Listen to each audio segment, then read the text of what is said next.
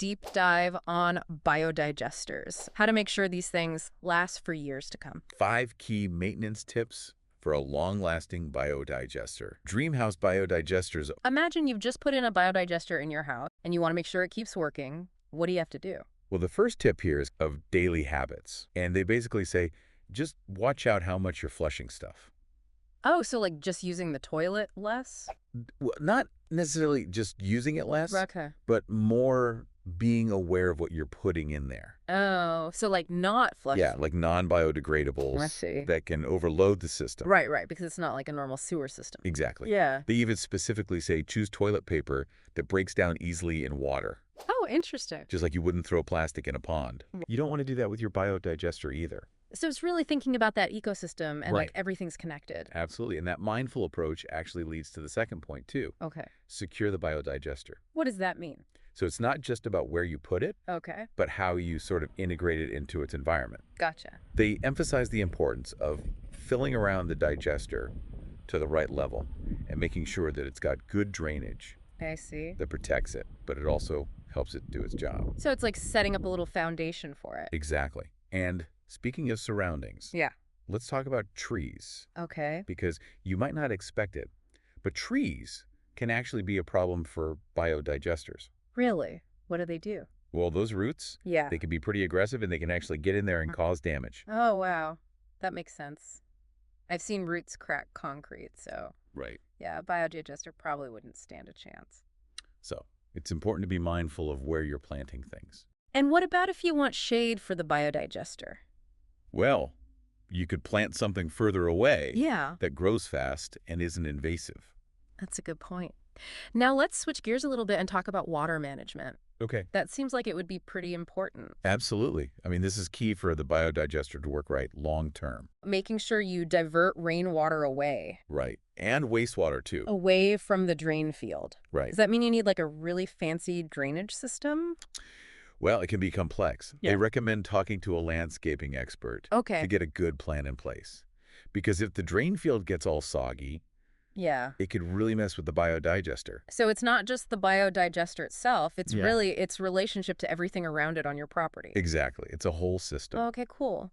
So we've talked about flushing habits, being mindful of what you put in there. Right. We've talked about securing the biodigester, Yeah. thinking about those trees, and then thinking about water management. Those are some key things to consider. So far, what's really stood out to you about this? It's just really fascinating how all these little things Yeah, can make a big difference in how long this thing lasts. totally. It's like sustainability isn't just about new technology, but also about changing how we do things. It's like being responsible Yeah, for your own waste exactly. and actually like making it into something valuable. Yeah, taking an active role. Okay, cool. Well, let's move on to that final point All right. about regular maintenance and Yeah. why it's so important. Okay. Sounds good. Yeah, it's like we're moving away from that whole take, make, dispose thing Right. and more towards a circular system Mm-hmm. where we're thinking about the whole life cycle Yeah, of what we use. totally. And I guess it's making us more aware, too, Yeah. of not just what we buy, Mm-hmm. but what happens to it afterwards. And that waste can actually be something valuable. Even though we're talking about biodigesters Yeah. in Ghana, Mm-hmm. there's a lot of parallels to my own life here. Absolutely. Like composting or solar panels or even just being careful about how much water I use. It's all connected. Right, it's like we're part of a larger system. Exactly. And understanding that system can help us make better choices. Totally. Now, I'm curious about the actual science behind this. Okay. How do these biodigesters actually work? Well, it's actually a pretty natural process. Okay. You've got these microorganisms. Yeah. They break down organic matter Mm-hmm. in an environment without oxygen. Oh, wow. It's called anaerobic digestion. Okay. And that process creates biogas, Which is? mostly methane. Okay. And then you also get this nutrient-rich digestate. And what do you do with that? It's great fertilizer. Oh, wow. So it's like a closed loop. Right. You're taking waste and turning it into something useful. So are all biodigesters the same?